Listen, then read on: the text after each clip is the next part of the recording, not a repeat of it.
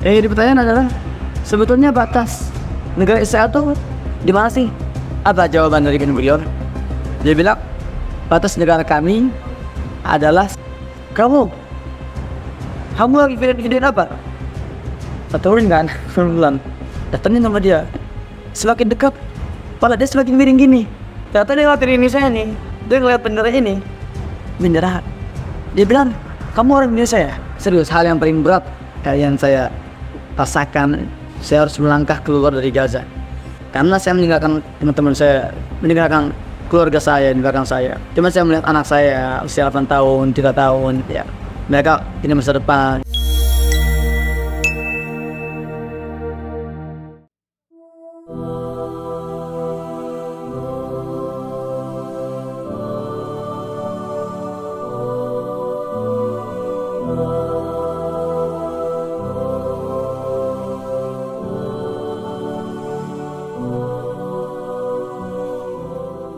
Bismillahirrahmanirrahim. Assalamualaikum warahmatullahi wabarakatuh. 3 bulan lebih tepatnya ini sudah hari ke-115 genosida Israel ke Gaza belum juga usai. Anak-anak dan wanita hari ke hari terus menjadi korban sasaran mereka, korban pembantaian mereka.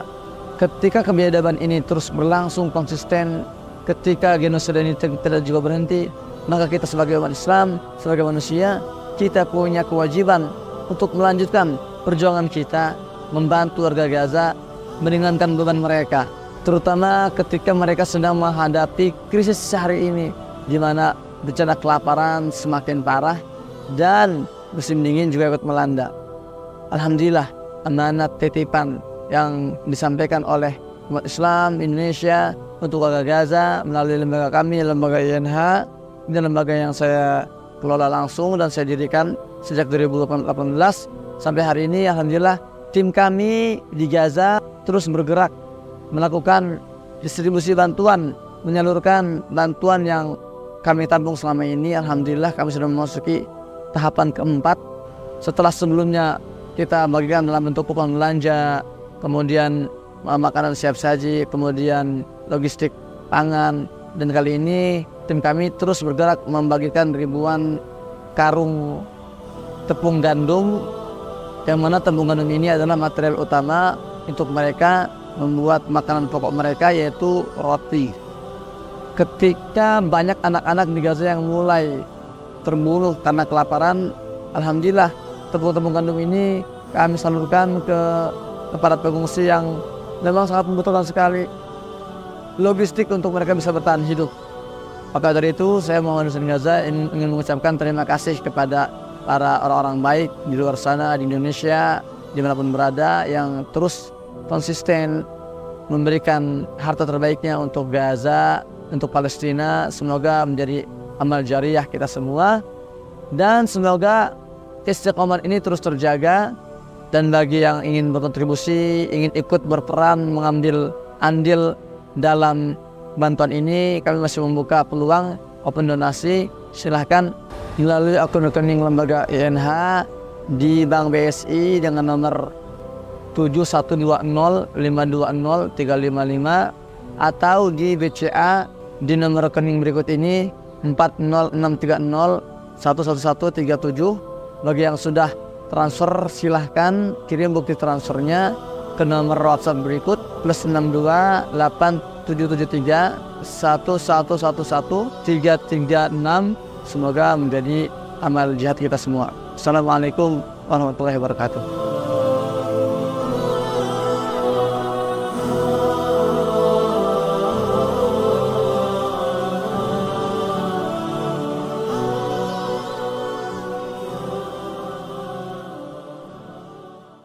Oke teman-teman, sekarang ada ikram upload di channel YouTube-nya Muhammad Hussein di Gaza, karena kita lagi ada di Lampung dan ketemu sama beliau. Dan gue sebagai orang awam di kali ini, gue bakal nanya ke beliau hal-hal seputaran Palestina. Karena kan sekarang ini media sosial banyak akun-akun berita yang kasih clickbait, sehingga kayak ini validasinya bener atau enggak gitu. Dan kita langsung ngobrol sama beliau. Ustadz, gimana kabar, sehat?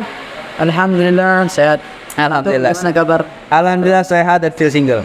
Jadi ke situ-situ dong. Oke Ustaz, Anda mau nanya nih. Anda kan punya latar belakang aktivis Palestina, dan Anda stay di sana ya. Iya. Ana pengen nanya sebenarnya yang pertama dulu nih. Kenapa sih orang Palestina tuh gak pernah mau nyerah, walaupun kita tahu yang namanya dijajah kita tidak akan pernah menyerah. Iya. Terlepas kalau mungkin di sana udah yakin Muslim, tapi kan kayak jihad nih pasti di surga jaminannya, tapi kayak apa yang membuat mereka kayak gue nggak mau berhenti, walaupun dengan batu gue tetap nyerang mereka. Kenapa itu? Baik, ya, jadi suatu hari ada salah seorang Perdana Menteri Israel yang pertama bernama David Ben Gurion. Dia ditanya oleh wartawan dalam sebuah konferensi pers. Gini pertanyaannya, Pak David, kami melihat dari hari ke hari kok batas wilayah negara Israel itu semakin meluas. Di pertanyaan adalah, sebetulnya batas negara Israel tuh di mana sih? Itu kan kalau kita pertanyakan semakin lebar, makin mencaplok wilayah Palestina ya. Apa jawaban dari Ben Gurion? Dia bilang, batas negara kami adalah sejauh yang bisa dijangkau oleh tentara Israel. Itu lo bisa nyampe Indonesia dong. Ya, kalau bisa nyampe Lampung kan ada aja. Nah, hari ini Israel terbentur oleh satu batu yang sangat kokoh, yang sangat keras, yang nggak mau tunduk, nggak mau nyerah, bernama Gaza.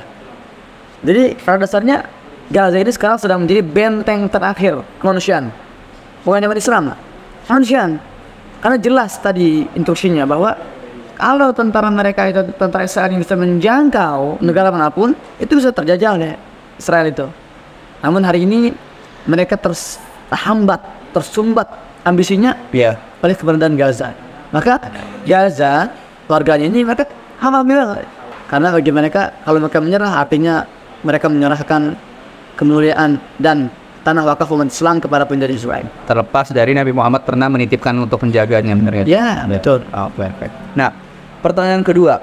Nah, Ustaz Ana mau nanya selanjutnya. Tanggapan sih sebenarnya orang-orang Palestina terhadap Indonesia di tengah kita tahu bahwa Indonesia adalah negara nomor 1 yang paling banyak mensupport. Kita nggak mengakui, tapi dalam arti yang paling banyak lah istilahnya kontribusi untuk sana gitu. Nah, tanggapan warga Palestina di perang yang kali ini menurut intensitasnya kan paling tinggi ya. Iya. Dari mereka itu ada nggak sih kayak mungkin harapan atau mereka memandang Indonesia itu seperti apa sih sebenarnya? Terkadang kan ada metode yang berlebih-lebihan gitu. Iya. Jadi warga Palestina ini sudah banyak dikecewakan oleh dunia. Oleh dunia barat, apalagi dunia Arab. Selama 12 tahun saya tinggal di Gaza, saya sering menjadi teman curhat mereka, saya mendengar keluh kesah mereka. Dan ketika mereka bicara Indonesia, mereka selalu mengutarakan hal-hal yang positif. Ya, dan contoh, tanggal 10 atau 11 November, beberapa hari sebelum saya keluar dari Gaza, saya berdiri di sebuah pasar di jalur Gaza bagian selatan. Ada nama kota namanya Khan Yunis. Nah, saya berdiri di pasar Khan Yunis. Saat itu saya sedang survei mencari logistik yang ingin saya distribusikan. Di satu momen saya berdiri di sebuah bundaran ya. Jadi itu pusat pasar di situ. Saya memandang ada ratusan warga Gaza yang sedang ngantri untuk beli roti. Beli ya, bukan dapat ya, beli berarti. Beli. Roti ini kan di Gaza itu adalah makanan pokok ya. Pabrik roti itu sudah hancur. Ya dengar tuh, tahu. Iya, dan tinggal satu pabrik itu doang yang masih buka. Itu pun bukanya cuma setengah pintu. Khawatir jadi rebutan. Perhatian gitu ya. Saya bilang ini sangat menyedihkan sekali. Teriris hati saya melihat warga Gaza, orang-orang terhormat, para pejuang-pejuang mulia ini harus ngantri berdesak-desakan hanya untuk mendapatkan beberapa potong roti kan. Saya inisiatif, saya akan dokumentasikan, saya akan abadikan dengan smartphone saya. Tapi saya khawatir. Kenapa? Itu kan tempat dan timingnya itu kan sensitif. Ya kan? Ya. Kondisi gitu ketika mereka berduka, bombardir sana sini, kondisi perang. Kalau ada orang tuh tiba-tiba rekam, apalagi orang asingnya, disangka. Iya bisa jadi aja ini mata-mata ini atau ngapain ini video-video gini kan. Terus? Saya tuh berkecamuk dalam tubuh saya antara saya mau rekam atau enggak? Iya. Jadi saya bilang saya juga harus ada dokumentasikan untuk kita buktikan. Ketika saya ngomong ke organisasi saya ada buktinya gitu kan. Betul. Ditegur. Baru beberapa menit, beberapa detik ada seorang pria parubaya, badannya gede, tegap, dan karena saya melotot dia. Waduh, saya bilang bener. Bener nih yang saya takutkan terjadi. Terlihat dia. Kamu lagi videoin apa? Saya turunin kan, sembilan. Datangin sama dia. Semakin dekat, kepala dia semakin miring gini. Semakin miring. Matiin nanti. Ternyata dia ngeliatin ini saya nih. Bantu saya. Dia ngeliat bendera ini. Bendera. Dia bilang, kamu orang Indonesia ya? Saya bilang, ya Pak. Masya Allah. Berubah raut mukanya. Raut mukanya berubah. Senyuman. Luar biasa. Orang Indonesia yang kami cintai. Masya Allah. Umat muslim terbesar dunia. Akhirnya dia datang, dia peluk saya tuh. Dia bilang, dia enggak. Bukannya dia tuh ngelarang saya. Nah, tapi malah Dia malah nyuruh. Silakan. Rekam sesuka kamu. Saya dipeluk, kemudian dia memanggil orang sekitarnya. Lihat ini orang Indonesia nih, orang Indonesia tetangga kita gitu kan. Mereka datang semua memeluk saya, kemudian menyambut saya dengan hangat gitu ya, Masya Allah. Jadi lihat betapa mereka punya hak untuk suuzon. ya benar. Punya hak dan itu wajar gitu ya, karena Perang ini juga. sensitif. Masih banyak lagi. Berarti ini Mbak yang berkesan Di antaranya, selama saya di Gaza juga banyak kasus di mana saya belanja di pasar, di toko. Ketika saya mau bayar, kasirnya itu kenal sama saya, kamu orang Indonesia ya? Iya bener. Dipastikan sama dia, silakan ambil, kamu gak usah bayar. Gue pengen nangis. Terus orang Gaza itu, mereka itu bukan orang yang mampu loh. Mereka itu orang yang membutuhkan. Mereka itu dijajah bertahun-tahun, puluhan tahun. Diblokade sejak 2006, belasan tahun. Dibombardir berkali-kali. Mereka itu orang-orang yang sedang dilanda krisis moneter, krisis ekonomi. Mereka tuh orang yang sedang dilanda krisis pangan, logistik. Tapi ketika mereka melihat orang Indonesia, mereka kesampingkan penderitaan mereka lupakan penderitaan mereka untuk memuliakan orang Indonesia. Masya Allah. Bagaimana kita bangga jadi masyarakat Indonesia, jujur bangga akan keramahan kita, senyum-senyum kita tuh kayak bangga aku sebagai warga Indonesia. Ya. Nah, betul. terus antum sudah berapa lama berarti kisaran di Gaza? Dari 2011. 2011 berarti kan nanti sudah banyak ketemu banyak momen-momen perang lah ya. Iya. Pernah nggak momen di mana lu pernah ngeliat nggak satu kasus entah ledakan atau apa yang mungkin perang itu yang lu ngelihat jenazah atau apa kayak yang itu jadi momen yang nempel di kenangan?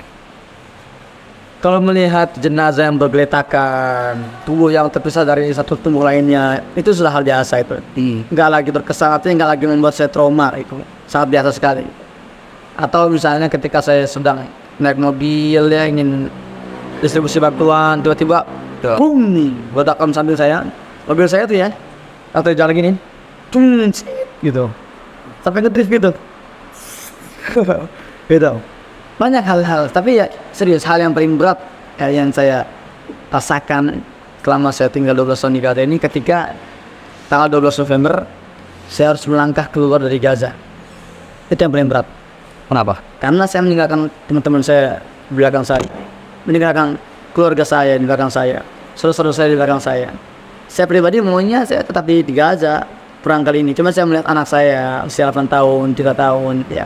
Mereka ini masa depan dan saya juga didorong oleh keluarga. Udah kamu pulang dulu lah karena kamu punya kesempatan pulang, dijemput oleh KBRI, Kemenlu. Maka saya memilih untuk pulang.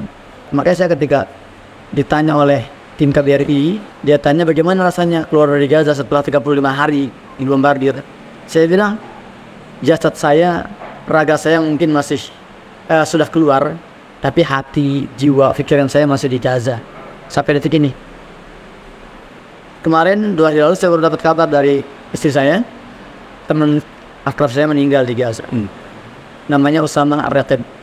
Dia ini Masya Allah ya, kalau teman-teman sering melihat saya upload video di YouTube, itu saya uploadnya di rumah dia karena dia bisa akses internet dan cepat akses internetnya. Jadi saya benar-benar banyak ditolong oleh Usama ini. Saya di sana juga kalau ada waktu senggang mencatur sama dia. Benar-benar teman-teman akrab saya. Dan kemarin dia sedang berjalan dari Khan Yunis bagian barat, dia mau ke bagian timur. Di tengah jalan dia dibom oleh drone Israel dan jasadnya tergeletak. Sampai sekarang setahu saya belum dipindahkan jasadnya, sudah 2 hari karena tidak bisa diakses. Ente tahu nggak berapa banyak teman ente yang sudah? Wah, terhitung sudah banyak sekali sih. Dari teman kuliah atau tetangga? Ya, wah, sudah banyak. Ini mungkin pertanyaan yang terakhir kali ya, pertanyaan terakhir. Masih jadi pertanyaan sama masyarakat Indonesia. kenapa negara-negara Timur Tengah nggak ngebantu? Ada yang bilang takutnya nanti makin meluas eskalasinya. Alasan yang sama dengan pertanyaan kenapa Indonesia nggak bantu Palestina secara militer. Jauh. Langsung. Jauh ya. Kalau nggak tahu ya, kalau kita nembak ke dalam sana, Kalau deket kira-kira Indonesia bakal bisa bantu secara militer gak? Kira-kira Presiden Indonesia akan kerahkan tentara gak? mungkin enggak sih. Pasti takut eskalasi melebar ya. Bukan masalah itu. Kenapa? Karena seluruh dunia ini sudah dikondisikan oleh Barat. Itu setuju. Ya karena ketika mereka menjajah Palestina, itu mereka nggak setahun, 2 tahun, 10 tahun rencananya. Untuk berapa puluh tahun ke depan? Mereka sudah merencanakan ratus tahun sebelum itu terjadi kan. Karena mereka tahu Palestina ini ya, kalau kita lihat di peta, Palestina ini jantung dunia. Palestina berada di benua Asia. Ya. Di sebelah barat daya, Palestina berbatasan langsung dengan Mesir. Mesir benua apa? Di Afrika. Afrika. Ya. Barat laut Palestina itu laut Mediterania. Itu batasnya dengan Eropa. Ini. Satu-satunya negara di dunia, lebih di dunia yang mengikat 3 benua besar, Asia, Afrika, Eropa, itu Palestina. Kalau kita lihat, emang itu sangat strategis. Dan sejak dahulu kala sampai sekarang, orang-orang Barat tahu banget barang siapa kuasai Palestina maka dia kuasai dunia. Perang Dunia Pertama, Ya. Perang Dunia Kedua, kita tanya itu kan sesuatu hal yang natural terjadi. Ya, perang. Padahal Perang Dunia Pertama itu bagian dari tahapan roadmap menuju penjajahan Palestina. Sejak itu 1914 Ini. apa 1918 itu kan Perang Dunia Pertama tuh. Ya. Itu adalah salah satu pintu masuk Barat ya untuk menguasai Palestina dengan cara apa? Dengan cara mereka ini menarik, menggeret gitu ya, menggeret Turki Utsmani yang saat itu sedang menguasai Palestina dan negara-negara Arab sekitarnya, menggeret Turki Utsmani untuk ikut perang. Ditarik nih. Nah ditarik sepaksa, kemudian mereka habisi, mereka hancurkan Turki Utsmani, runtuh lah. Kemudian mereka Barat ini mulai membagi-bagi wilayah Arab. Terbagi ya, bisa-bisa. Iya, dibagi-bagi. Inggris menjajah Dapat bagian Palestina, mana? dapat Mesir, dapat Suria. Dia dikasih kepada Italia. Kemudian Prancis dikasih bagiannya Tunisia, Maroko gitu kan. Setelah dibagi-bagi, dan ini ya fenomena ini sama persis dengan hadis Nabi SAW. 14 abad lalu beliau pernah cerita atau pernah bersabda, yushikul umamu an tada'anikum kama tada'akal tira qasatiyan. Kata Nabi SAW, sudah dekat masa di mana kalian ini akan jadi santapan, bancaan oleh musuh kalian. Jadi mereka akan meronok kalian ya seperti gerombolan hewan buas yang memangsa buruannya. Seperti saat itu terjadi ketika Perang Dunia Pertama itu ya dibagi-bagi santap seperti hidangan. Kemudian setelah mereka menguasai, masuklah ke tahapan selanjutnya, Perang Dunia Kedua. Itu misinya adalah memberikan kemerdekaan palsu untuk negara-negara Arab. Ya, setelah dia ini yang tadinya berbentuknya kan kerajaan ya, kerajaan negara dijajah, dieksploitasi, kemudian melalui drama Perang Dunia Kedua, akhirnya perpindahan adidaya dari Inggris ke Amerika, dari LBB ke PBB, dari pound sterling ke dolar, kemudian diubah sistem baru. Libya, kamu silakan sekarang merdeka ya. Ini garis demarkasi kamu, ini bendera kamu, ini presiden kamu. Kemudian Tunisia juga sama begitu kan, Aljazair. Dan yang memberikan itu bukan dari warga negaranya, dari luar negara itu yang ngeset. Dari luar kan memang kemerdekaan itu kan yang desain itu kan Amerika, Inggris, negara Eropa. Iya. Ya kan? Termasuk juga Yaman, termasuk juga Mesir, Lebanon. Nah itu yang saya bilang pengkondisian. Mereka membuat sedrama. Kemudian kita bangun PBB ya. PBB ini pokoknya lembaga untuk mengatur semua kita gitu kan. Ya, semua negara. Nanti semuanya harus melalui PBB gitu ya. Tapi PBB ini kan alat yang mereka bikin untuk pembenaran. Untuk menetralkan semua negara agar tidak berani keluar. Iya. Ketika mereka mau nyerang Afghanistan, mereka gunakan PBB ya kan. PBB menyetujui oke kita serang Afghanistan. Ketika mereka mau nyerang Irak, ya, PBB PBB memberikan legitimasi. Ketika Palestina dibantai, dijajah, nah, mana PBB? itu dipertanyakan sebenarnya. Iya, jadi itu memang pengkondisian. Jadi kita sama baik itu negara-negara Arab maupun kita Indonesia, Malaysia, Turki semua telah dikondisikan agar kita tidak bisa bergerak membantu ketika penjajahan di Palestina sudah terjadi. Oke. Last question ini cepat aja. Ini drama banget di Indonesia nih. Seberapa membantunya Rusia buat Palestina? Karena di medsos Indonesia itu kayak wah Putin mengini Amerika. Itu bener atau enggak? Rusia nggak bantu kecuali mungkin senjataan itu pun dulu awal tahun 2012 itu pun nggak gratis, jual beli senjata itu. Tunggu potongan harga kali ya. Ya mungkin. yang pasti ya Rusia punya kewajiban apa untuk bantu Palestina? Bagi dia itu kan juga bagi negara-negara besar seperti ini, Palestina itu adalah komoditas untuk meraih suara, untuk membuat pencitraan, jadi jual beli yang senjata dan sebagainya. Untuk mendapat simpati dunia bahwa kami ini negara yang peduli loh, kami ini info. Pada dasarnya kita kembali ke Al-Quran, wanantar doang kalian butuh dan nasoro hatta tetap dalam nata saya. Orang Yahudi, orang Nasrani ini nggak akan pernah ridho melihat umat Islam sampai kita semua mengikuti milah mereka, agama mereka. Oke. Mungkin itu pertanyaan yang sudah terjawabkan. Mungkin kalau teman-teman punya pertanyaan lain, boleh komen di bawah. Mungkin di waktu senggangnya Bang Hussein bisa ngejawab pertanyaan kalian. Terima kasih Bang Hussein udah datang ke channel YouTube gua. Jangan lupa channel YouTube-nya ya. Enggak, itu sponsor. Oke, kalau gitu gua pamit. Kita berdua pamit juga. Wassalamualaikum warahmatullahi wabarakatuh. Jangan lupa subscribe, aktifin loncengnya. Kalau udah ada notif lonceng, jangan lupa ditonton.